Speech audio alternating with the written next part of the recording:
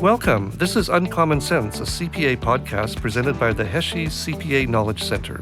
The center is an initiative of the CPA Education Foundation, the charitable arm of the chartered professional accountant profession in Alberta. For the record, this CPA podcast isn't about bean counting. Our episodes feature conversations with Alberta CPAs sharing their insights on a wide range of timely topics.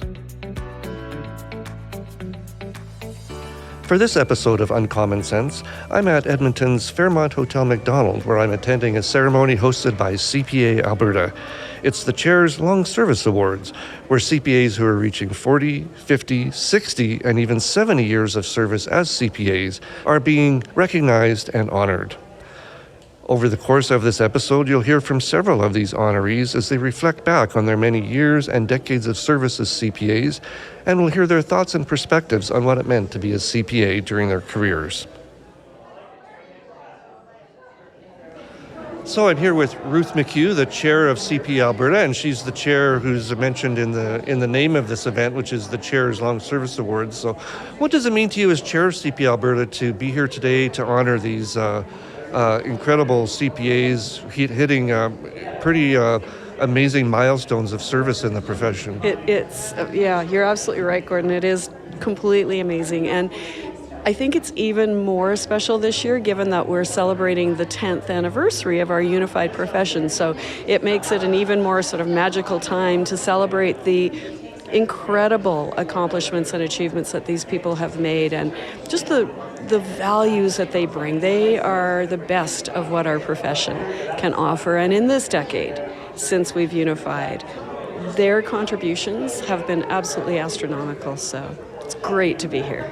That's fantastic. Some of the CPAs I've been speaking with here today have mentioned that, getting that designation opened so many doors for them in their careers, and some became CEOs, others went off, created their own businesses. So can you just reflect on what it means to be a CPA and what those the skills and experience of being a CPA give you in your career? Totally. I completely agree. In my view, accountancy is the language of business. So CPAs are the interpreters of that language for businesses in the public sector, private sector, industry, wherever we go. I think that we are the interpreters of that language of business, and every business needs a good interpreter. So yeah, we have so many doors open to us. Fantastic. Well, thanks for your time, Ruth. I really appreciate it. I'm Michael J. Smith. I'm celebrating 40 years. Congratulations. Thank you. Pretty excited. I wasn't even paying attention to the time. I understand that much of your career was spent in the area of environmental management. Can you talk a bit about what that means and how your CPA skills contributed to your success there? Well, it was kind of an interesting fork in the road. I was an auditor for many years, and then the idea of offsetting coal-fired emissions came up, and the question of, well, what's an offset? And at the time I was working for EPCOR, and they said, well, we need an auditor to nail down what is an offset, a CO2 offset, and how are we going to prove to the government and the public and the Kyoto Accord that we truly are reducing our environmental impact? And that took me to the environment department, and I started learning about environmental management systems and how you can operate a power plant environmentally responsible, or responsibly, I guess. So, it was a big shift. Where I think the CPA skills come in is people are looking for project management. They want to know that they get assurance out of everything you're doing, and that you're providing a system of risk management, internal controls. I know, sounds a little different, but it applies to air emissions, water emissions, overall management. Wow, so you went from auditing like dollars and cents to auditing emission reductions. Exactly. Wow, yeah. Really important and timely work, that's for sure. So. Well, yeah, and that was pretty exciting. And you're right, timely. Like, we've all been watching climate change and how we're responding to it, either as individuals or companies. But that led to a whole package that included, well, how can other folks participate in this? Which took me into green energy, wind, solar, run-of-the-river hydro. So, yeah, it was a bit of a journey. So did you, were you initially passionate about this topic, or did you become passionate after you got into it?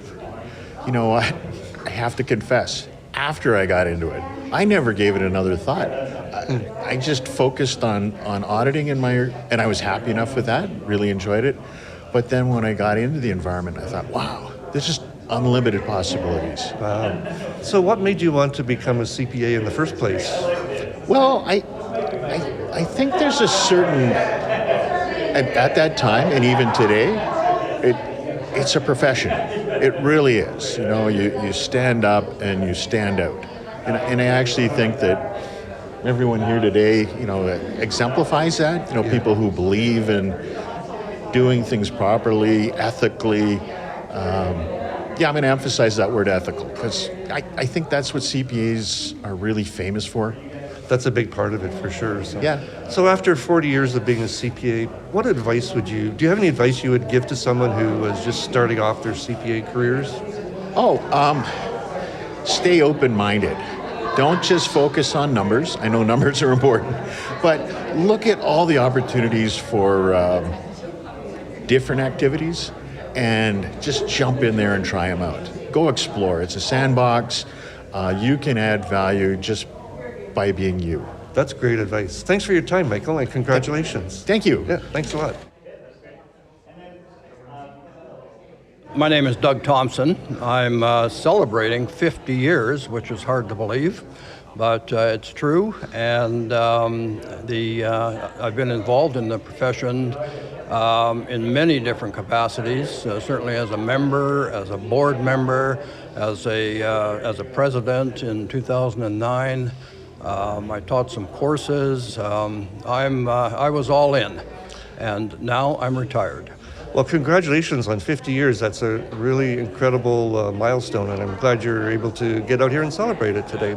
Feeling good. So 50 years ago or so, I guess maybe like 54 years ago, what made you decide to become a CPA in the first place? Well, in my last year of university, the father of a friend of mine told me about the accounting profession. He was enrolled in, I believe, the CMA program, but I started looking into it and found this chartered accountant, and it just was a perfect fit for me, for my interests and the opportunity for a job, which was very important. So I just fell into it, and it's been a tremendous journey. Was that here in Edmonton, or were you... Here in Edmonton, yeah, graduated from the U of A, went right into articling, and with Pete Mitchell, which is now KPMG, and then went off into industry into various positions.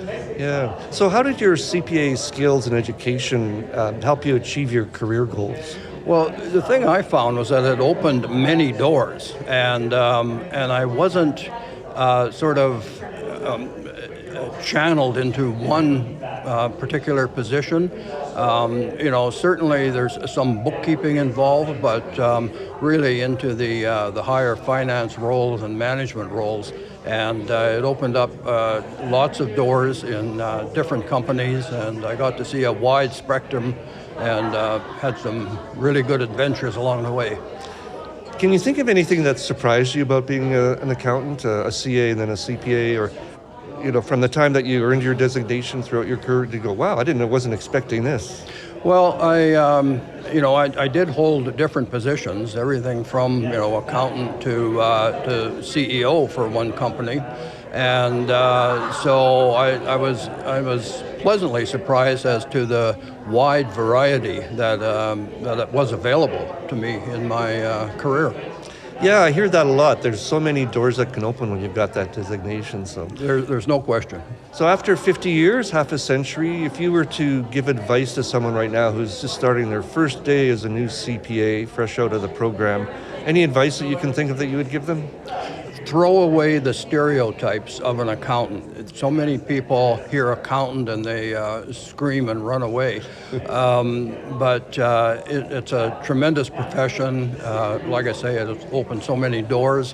And I would fully encourage people to take a serious look at it. And it's not all bookkeeping and auditing. Oh, that's perfect. Thanks so much, Doug, for your time today. You're welcome. Yeah. Pleasure. Yeah, thank you. My name's Heather LaRose, and I'm celebrating my 40th anniversary. Congratulations, Heather. Thank you. 40th, that's quite a distinction. So what made you want to become a CPA in the first place, way back 43 years ago or so, I guess? I just started work out of high school, and I was working in the accounting field. A friend of mine started the course, and she took one class, and I just kept going. Wow. Yeah. So you followed her and then passed And her. then, yeah, well, I liked what I was doing. I enjoyed it, and I did feel like I could move ahead. You know, when you're coming at that time, you didn't have to have a university designation before, so it was a way of moving forward in my job, and yeah. And then I had to change jobs because I needed to get the experience. So, Right. yeah. Now, was that in Edmonton where you did that? Or? No, that was in Toronto. Oh, okay. Yeah. I understand that in addition to being a CPA, you also own a farm. You and your family Yeah. manage a farms. Can you think of any ways that the things you learned as a CPA have helped you with the farm side of your life? Yeah, I think just a general idea about accounting and tax planning. It's very different than what you get in a corporate world, but just you have the background so you can figure things out or read up on them and learn what advantages you can take for that. Yeah. And then going the other way, are the things you learned from managing a farm that also apply to being a CPA? A little bit. There was just one job that I had. We went through BSE. When you had cattle and they weren't worth anything, we kept ours through all of that. But I used to work for a company that did advertising. It was an annual basis, and it was just the comparison of what happens when you put all that investment in, and then you may have an opportunity that's not a good one, and how you work through that. So I just remember comparing it at the time. But I think in general terms, I don't know how much translated back and forth between the two. Yeah. That's a good example, though. Yeah. So after 40 years of serving as a CPA, is there any advice you would give to a young person who's just starting their first day on the job as a CPA? Oh, boy. Starting first day on the job is don't think you have to know everything. Ask a lot of questions. I found that was the best way to move forward. Don't hesitate in that, because there's so many opportunities to learn. Every business is different. You have to learn what's more important. Like, accounting covers a broad spectrum of things, and I've worked in companies where cash flow is the most important thing, and others where asset management is the most important thing, and you have to be able to pivot to that and learn what's the most important thing to bring to the job. Yeah. Great. Well, thanks for your time, Heather, and congratulations. You're welcome. Thank you. Darcy Yamada, happily celebrating my 40-year tenure as a CPA. Well, congratulations, Darcy. And in addition to being a 40-year honoree today, you're also a member of the CPA Alberta board. Is that correct? That's correct. So I just want to ask you a couple of questions about your 40 years and maybe one about serving as a board member. So looking back 43 years ago, what made you want to become a CPA in the first place? I had started in business. I had, an interest in business at the very beginning, and obviously once I was in business, the accounting profession really was the most attractive opportunity at that time, and really at that point I pursued the CA designation, and it's been a really good benefit for me for my career. How did having the CPA designation help you achieve your career goals? It really opened up a lot of doors for me. I was able to work in industry. I was able to teach at the college with those credentials. Ended up doing my own consulting, and provides that credibility in the business world with that designation. And then circling my way back to public practice, and now working for the last 25 odd years back in public practice with colleagues in the profession as well, which has been really rewarding. Yeah, that's great. So you're currently a member of the board of CPA Alberta, the regulatory body that oversees the CPA profession in Alberta. What made you want to become a board member, and what's that experience been like? Well, the experience has been amazing. It's, on my 40-year anniversary, it took me a little bit of time to get more involved in and engaged in the profession. So just getting back involved in the profession at the board level has been really rewarding. At the time, I had thought about getting involved, but my firm was really supportive of it as well. And so I took the plunge, and it's been a terrific experience for me. So you have to run and get elected to be a board member. Right. What was that experience like being a candidate?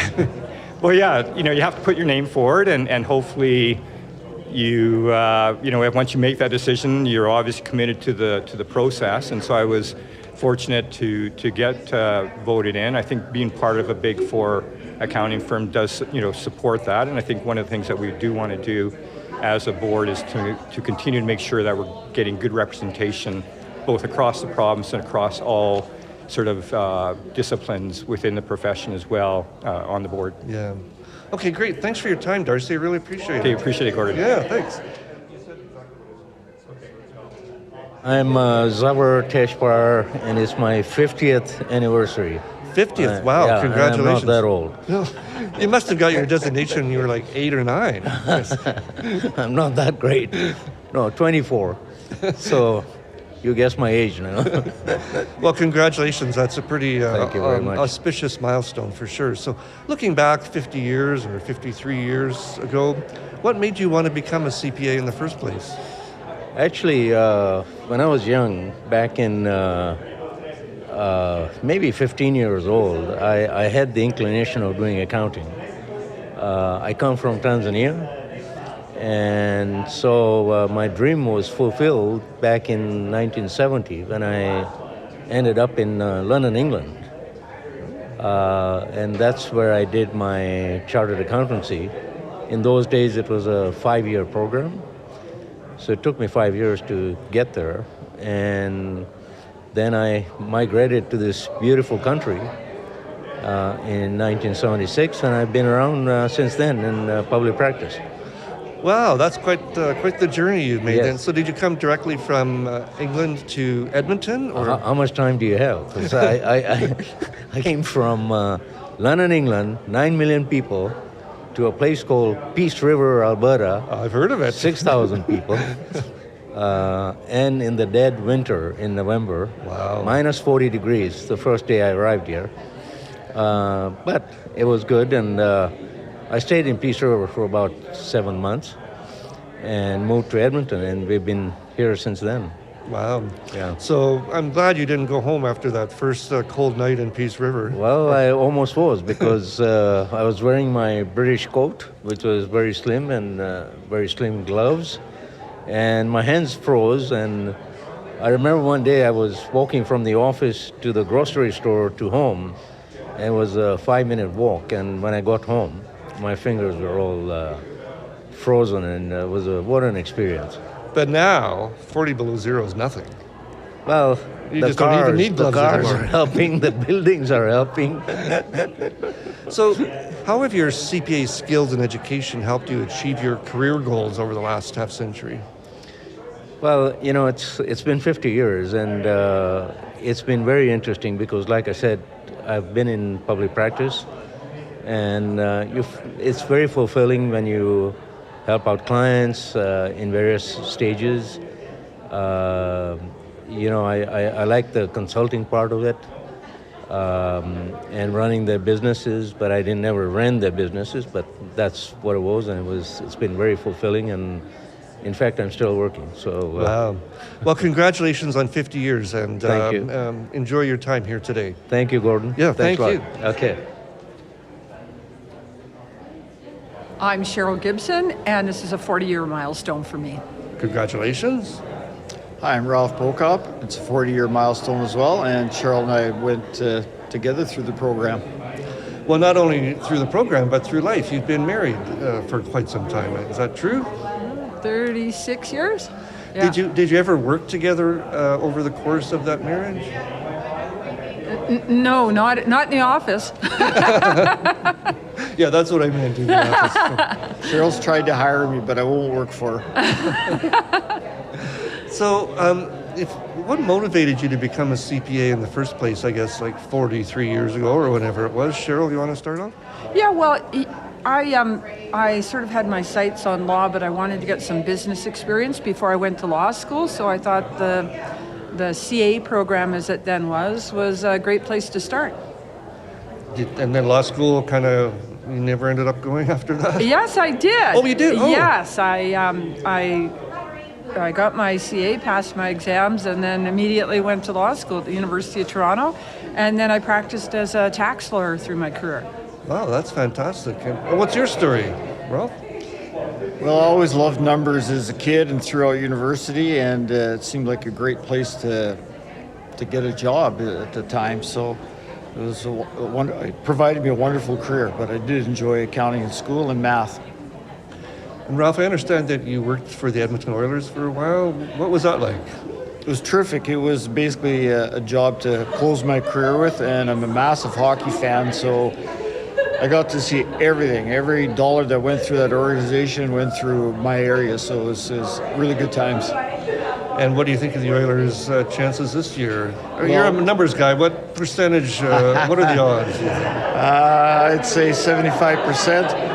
And yeah, we are season ticket holders since day one, so we're just huge fans in our house. Oilers are going all the way. Well, that's what I like to hear, yeah. Well, I understand you were a swimmer in the Olympics and other world swimming events. Can you tell us a bit about your history as a swimmer and how maybe there was some similarity between being a CPA and being a swimmer? Well, I think both of them take some commitment. If you want to be good at something, you have to, set some goals, determine what the steps are to achieve that goal, and then execute those goals. So it's pretty much the same being an athlete and being a professional. You just, you got to keep putting one foot in front of the other and being consistent. Do you still hit the pool every once in a while? Yeah, but mostly for aquasize, not lane swimming. So you were an Olympic medalist. What year was that? 1976. Wow, what was that experience? That was in Montreal then, That was right? in Montreal, Yeah. so it was a hometown crowd. It was a fabulous experience. It was, as a 16-year-old, it was quite overwhelming. But you get your opportunity. You never know whether you'll come back again, have another opportunity. So you try and make the best of it you can. And fortunately, it worked out well for me. Wow, well, congratulations on that. And congratulations to both of you in hitting your 40th anniversary celebrations. Enjoy your day here today. Thank you. Thank you very much. Thanks a lot for Thanks, participating. Gordon. Really appreciate it. My name is Bob Brentnell, and I'm celebrating my 60th anniversary as a chartered accountant, CPA, CA. Well, congratulations, 60 years. That's a real incredible milestone to hit. So It is. and it's great that you could come. So looking back 63 years ago, what motivated you to become a CPA in the first place? Or a CA, I guess. Well, the reality is when you graduate with a commerce degree back in 1961, you're looking for a job. And I happen to have a friend of my father's that offered me a job as a chartered accountant. So I kind of got started not knowing what I was really getting into. And once you're into it, then you try to survive and you carry on with the business and excel at what you do. Did you enjoy it right from the beginning, or did you have to kind of grow into it? I did. I enjoyed it right from the beginning because I had two partners who were mentors to me. One was Jerry Pearson. The other was Bruce Mitchell, who were exceptional at bringing people like me into the fold and providing guidance and exercising a lot of patience. So I had a very good start at Clarkson Gordon in 1961. And was that in Edmonton, or? That was in Edmonton, yes. Okay, so you were in Edmonton for your whole career? Yes, I was, yeah. I want to ask you, how did your designation, the skills and experience and education you acquired, how did they help you achieve your career goals? Well, once you're in the game, you've got to, I always thought you had to be the best at what you do. And I was in the sort of the high risk end of the business, which is the assurance field in the audit business. And to do that, you have to be up to date, and you have to have a certain type of personality, I think. And when you have success in the audit business and you have major clients and they rely on you and you do a good job and whatnot, I think that's where the satisfaction comes in. Yeah, that sounds great. Is there any advice you would give to a young accountant starting first day today, starting on the job? Any advice you would give to that young person based on your 60 years of experience? Well, I think if you're starting out in the accounting business today, I think you have to look down the road and you have to become as good as you possibly can at what you're employed to do. I think that gives you tremendous satisfaction if you can achieve that, and theoretically you will survive and the people who employ you will be happy with your work. But I think being the best at what you do, and that means keeping up to date and exercising, learning to exercise professional judgment, and also finding a mentor in a firm and recognizing somebody that knows more than you do and learning from that experience. Well, that's great advice. Thanks for your time. I really appreciate it, Bob. That wraps up this special episode of Uncommon Sense. I want to thank all the CPAs who are being honored here today for taking the time to chat with us and reflect back on their careers as CPAs. Thanks to Ruth McHugh, Chair of CPA Alberta, for taking the time to chat with us as well. The Uncommon Sense podcast is presented by the CPA Education Foundation and funded by the Heshe CPA Knowledge Centre. The Knowledge Centre was created through a generous donation to the CPA Education Foundation by the late Brian Heshe. Brian was a distinguished Albertan, business leader, CPA, educator, and community builder. His generosity and commitment to education underpinned his good works across Alberta throughout his lifetime.